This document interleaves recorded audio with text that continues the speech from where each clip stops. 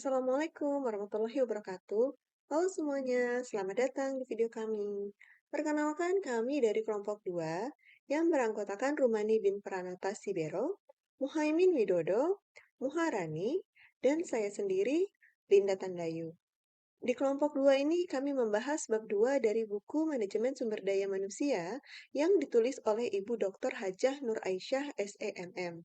Setelah membaca dan merangkum, menurut kami materi dalam bab 2 ini membahas konsep manajemen sumber daya manusia secara komprehensif dan lengkap.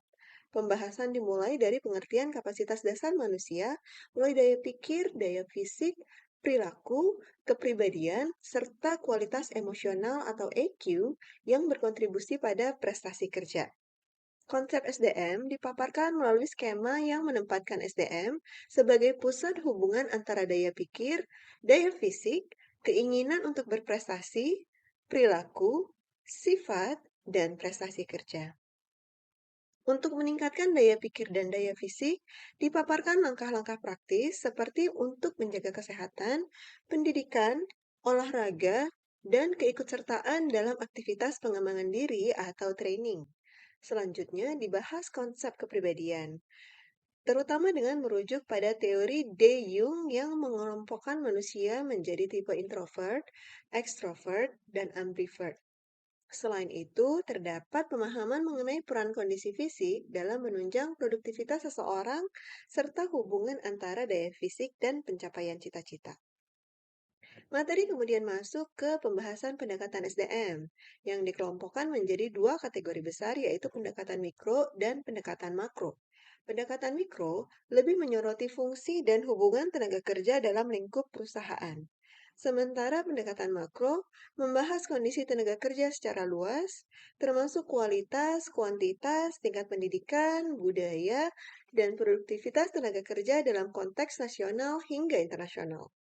Pembahasan berikutnya berfokus kepada tenaga kerja yang dikategorikan sebagai pengusaha, karyawan, dan penganggur sesuai dengan status dan perannya dalam sistem kerja. Karyawan dibagi lagi menjadi manajerial dan operasional, berdasarkan tanggung jawab dan keterlibatan langsung dalam pekerjaan. Materi kemudian memperlihatkan perkembangan pendekatan SDM yang dipengaruhi oleh kemajuan ilmu, budaya, serta hak asasi manusia.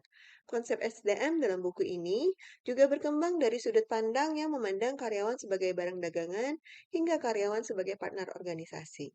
Untuk subbab 3, 4, dan 5 akan dilanjutkan oleh teman-teman saya ya. Baik, kami dari kelompok 2. Di sini saya akan membahas bab 3. Materi yang disajikan dalam gambar tersebut memiliki kualitas akademik yang sangat baik, terutama dalam konteks manajemen sumber daya manusia. Penyajiannya sistematis dan komprehensif sehingga membantu pembaca memahami komponen-komponen utama yang diperlukan dalam perencanaan SDM modern. Keberadaan definisi data dan informasi sebagai landasan awal menunjukkan bahwa penyusunan materi memahami bahwa perencanaan SDM harus diawali oleh akurasi data. Hal ini merupakan aspek fundamental karena tanpa data yang benar, perencanaan akan rentan gagal dalam implementasi. Analisis jabatan. Pertama, memberikan informasi tentang aktivitas pekerjaan, standar kerja, persyaratan personalia, perilaku manusia, serta alat kerja. Terdiri dari pertama, job description, memuat tugas dan tanggung jawab jabatan. Kedua, job specification, berisi kualitas SDM yang diperlukan untuk suatu jabatan. Tiga, job evaluation, menilai tingkat kesulitan pekerjaan, risiko, dan gaji jabatan. Keempat, job enrichment, memperkaya pekerjaan secara vertikal. Kelima, job enlargement, memperkaya pekerjaan secara horizontal.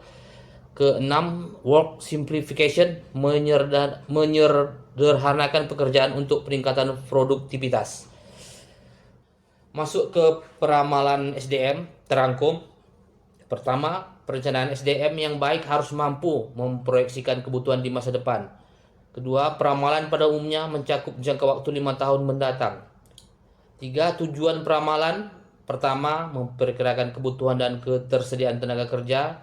Kedua, memperkirakan kemajuan teknologi dan kebutuhan pelatihan. Ketiga, memperkirakan peningkatan pendidikan dan kemampuan SDM. Empat, memperkirakan kebutuhan keahlian beragam berdasarkan jenis pekerjaan dan gender.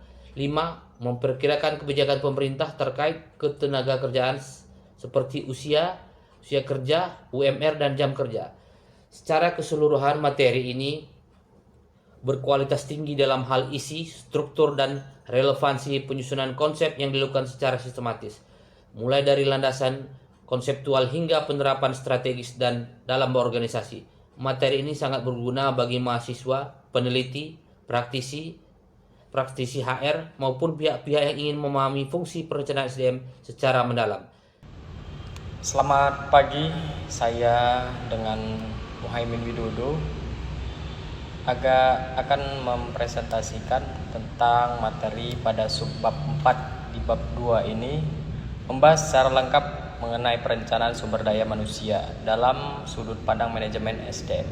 Pembahasan dimulai dari peran metode ilmiah dalam pengolahan dan informasi yang akurat sebagai dasar analisis perencanaan SDM.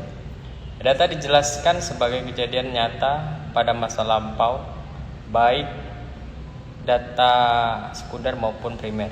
Informasi merupakan data yang telah diolah sehingga memiliki nilai yang relevan dalam pengambilan keputusan. Perencanaan SDM dapat berjalan dengan baik apabila didukung oleh informasi mengenai job analisis, organisasi, dan situasi persediaan tenaga kerja. Job analisis memberikan informasi tentang 1.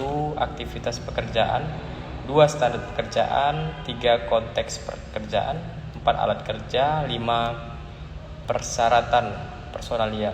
Rencana SDM harus memenuhi syarat tertentu seperti kemampuan mengenali masalah, mengumpulkan dan menganalisis informasi, memahami job analisis dan organisasi. Membaca situasi SDM, memperkirakan perkembangan SDM di depan, serta memahami kebijakan ketenaga kerjaan pemerintah. Prosedur perencanaan SDM dilakukan melalui 6 langkah, yaitu menciptakan kebutuhan tenaga kerja, mengumpulkan data, menganalisis informasi, menciptakan alternatif, memiliki alternatif etika, dan mengkomunikasikan rencana kepada pihak terkait. Demikian presentasi dari saya. Sekian dan terima kasih. Selanjutnya di materi di bab 5 ini memberikan penjelasan sangat lengkap dan sistematis mulai dari konsep perencanaan, organisasi hingga audit SDM sebagai tindak lanjut mengecekkan realisasi perencanaan. Penyajian materi ini menunjukkan kualitas akademik yang baik karena mampu mengintegrasikan teori dengan kebutuhan praktis dunia kerja. Bagian awal menjelaskan bahwa perencanaan SDM penting untuk memastikan setiap fungsi MSDM dapat berjalan efektif, efisien, dan mendukung tujuan perusahaan. Materi kemudian menguraikan bentuk-bentuk perencanaan SDM melalui penjabaran fungsi MSDM yang terdiri atas 10 aspek perencanaan, yaitu yang pertama adalah perencanaan organisasi yang meliputi penentuan struktur, tipe organisasi, job description, hubungan kerja, dan rentang kendali. Tujuannya agar pelaksanaan organisasi berjalan efektif dan membantu pencapaian target perusahaan. Yang kedua adalah perencanaan pengarahan atau directing, mencakup peraturan dan sanksi hukum, delegasi wewenang, komunikasi formal dan simbolik, dan alat motivasi dan pengaturan insentif. Fokusnya adalah pada peningkatan efektivitas kinerja melalui arahan yang jelas. Yang ketiga adalah perencanaan pengendalian yang berisi pengaturan, metode, penilaian kinerja, sistem evaluasi, proses penilaian, serta tindak lanjut hasil penilaian untuk perbaikan kerja. Yang keempat adalah perencanaan pengadaan atau recruitment and selection yang menjelaskan aspek yang direncanakan dalam rekrutmen itu, antara lain kebutuhan, jumlah, dan kualitas SDM, sumber tenaga kerja, sistem metode seleksi, kualifikasi jabatan, dan penempatan pegawai. Yang ada perencanaan atau dan pelatihan, kurikulum dan metode pengembangan, pola ukur penilaian, dasar promosi, dan anggaran dari pengembangan difokuskan melahirkan sumber daya manusia yang produktif dalam jangka panjang. Yang keenam adalah perencanaan kompensasi, yaitu berhubungan dengan sistem pemberian upah, kebijakan kompensasi, waktu pembayaran kompensasi, ditekankan bahwa kompensasi menjadi pendorong utama motivasi kerja. Yang ketujuh adalah perencanaan perintegrasian. Tujuannya menjaga motivasi melalui metode integrasi organisasi, alat motivasi, pemimpinan, dan anggaran motivasi. Kedelapan adalah perencanaan pemasaran atau maintenance, fokus pada upaya mempertahankan karyawan agar tidak keluar atau turnover rendah, yang meliputi antara lain kesejahteraan ekonomi, fasilitas dan pelayanan, anggaran waktu pemberian kesejahteraan. Yang sembilan adalah perencanaan pendidikan, mengatur peraturan perusahaan tentang pengawasan penyelesaian konflik dengan disiplin dipandang sebagai kewenangan tanggung jawab. Dan yang ke-10, yang terakhir adalah perencanaan pemberhentian atau separation. Materi menekankan pemberhentian perlu direncanakan baik untuk meminimalkan kerugian perusahaan bercakup penetapan status karyawan, peraturan pemberhentian, persyaratan pensiun dan pembayaran, dan prosedur pemberhentian tidak hormat. Bagian akhir, materi menekankan pentingnya audit SDM sebagai tindak lanjut evaluasi terhadap pelaksanaan SDM. Audit SDM berfungsi untuk mengetahui kinerja, perilaku, loyalitas, serta potensi karyawan, menjadi dasar kompensasi, promosi, mutasi, atau penggantian, menghindari kesalahan dan mendorong perbaikan berkelanjutan. Audit dilakukan melalui pendekatan what, why, where, when, who, and how untuk memastikan transparansi penilaian dan peningkatan motivasi kerja. Baiklah, buku ini memang sangat informatif dan relevan digunakan dalam konteks akademik maupun praktis. Penyajiannya terstruktur, bersumber pada teori manajemen SDM modern, serta mencakup seluruh siklus manajemen tenaga kerja. Buku ini memberikan pemahaman menyeluruh bahwa perencanaan SDM tidak hanya berfokus pada perekrutan, melainkan juga pada pengembangan, pemeliharaan, kedisiplinan, hingga pemberhentian yang terstruktur. Begitulah hasil dari rangkuman dan review dari kami kelompok 2. Dengan rendah hati kami mohon maaf, dan apabila masih ada kekurangan, mohon dimaafkan.